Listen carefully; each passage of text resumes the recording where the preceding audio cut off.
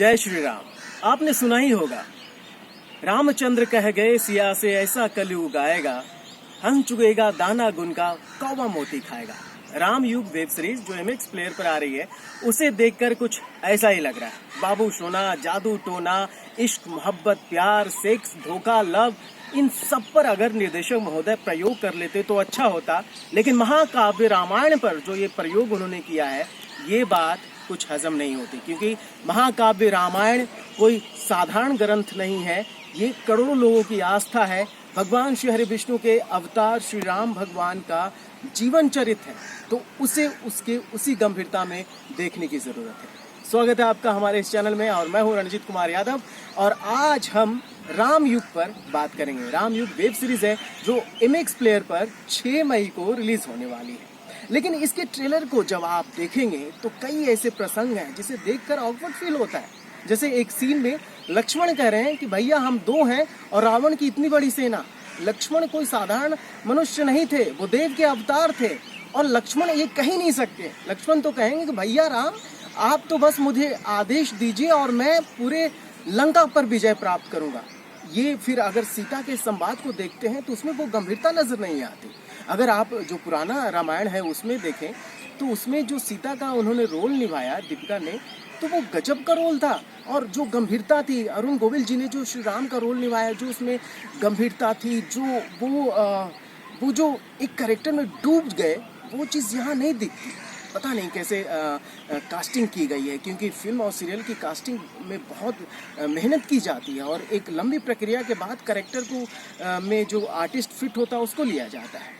और अगर इसके बहुत सारी चीज़ें हैं इसमें, जो संवाद अदायगी है, शुरू में जो कह रहे हैं कि सुनो आकाश पाताल सुनो, मैं राम जो प्रतिशोध की बात कहते हैं, भगवान श्री राम ऐसा नहीं कर सकते, क्योंकि भगवान श्री राम साक्षात श्री हरि के अवतार हैं और वो सब कुछ जान रहे हैं। आकाश पाताल को उन्हें कहने की ज़रूरत नहीं है। बहुत सारी ऐसी चीज़ें हैं जिसे देख कर अटपटा लगता है। और अगर आप रामायण की बात करें तो रामायण में हर कोई एक अलग महत्व रखते हैं। जो बानर सेना है वो देवताओं के रूप हैं, सुग्रीव हैं, भगवान सूर्य के अवतार हैं। फिर अगर आप भगवान हनुमान को ले लें तो वो भगवान शिव के अवतार हैं। मर्यादा पुरुषोत्तम श्री राम स्वयं श्री हरि विष्णु के अवतार हैं। जानकी माता स्वयं शक्ति स्वरूपा हैं।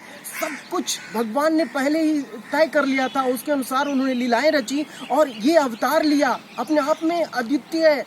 उसको इस तरीके से ट्रीट करना मुझे लगता है सही नहीं है। उसे एक और गंभीरता में जाकर उसको बनाने की जरूरत थी। कमलेश पांडे इसके लेखक हैं और उन्होंने तेजाब लिखा है, रंग दे बसंती लिखा है। लेकिन ये जो धर्म की बात है, इसमें मुझे लगता है उन्हें कुछ और होमवर्क करने की ज़रूरत है। और अगर इसके टेक्निकल एस्पेक्ट्स को देखें तो हाँ, ग्राफिक्स अच्छा है, काफ़ी लोगों को अट्रैक्ट करने की कोशिश की गई है। लेकिन जो उसका मेन है, जो मेन आत्मा है, उसको आप कैसे छोड़ सकते हैं? उसको करना होगा। जैसे इसी कलयुग की बात है, जब गोस्वामी तुलसीदास जी को रामायण लिखना था तो उन्हें भगवान श्री राम के दर्शन करने पड़े। बिना उनकी कृपा के वो नहीं लिख पाए। आपको भगवान श्री हनुमान ने तोता का रूप धारण किया और बोला कि चित्रकूट के घाट पर भाई संतन की भीड़, तुलसीदास प्रभु चंदन घिसे तिलक देत रघुवीर। चित्रकूट के घाट पर भगवान ने तोता का रूप धारण किया, उन्होंने बताया कि भगवान श्री राम यही है। तब उन्होंने पहचाना और उन्हें आशीर्वाद दिया, तब जाकर इतनी बड़ी महाकाव्य की रचना हुई। और आप उस बड़े महाकाव्य को इसी तरीके से प्रयोगात्मक ढंग से बना रहे हैं। मुझे लगता है कि इसको और गंभीर रूप से और इसके जो विषय वस्तु हैं इस पर और ध्यान देने की ज़रूरत थी, तो ये और अच्छा हो सकता था। देखते हैं क्या होता है, क्योंकि 6 मई को ये रिलीज़ होने वाला है और 6 मई को देखेंगे कि क्या नया होता है। तो MX प्लेयर पर 6 मई को आप देख सकते हैं राम युग। और अपना ख्याल रखिए, और कोविड का समय है, मास्क लगाने की ज़रूरत है, सरकार के गाइडलाइंस का यूज़ कीजिए और बिल्कुल डिस्टेंस मेंटेन रखिए। जब तक अनिवार्य न हो, अति आवश्यक न हो, घर से बाहर ना निकलें, घर में रहें और अपना ख्याल रखें। नमस्कार, बाय बाय, जय हिंद।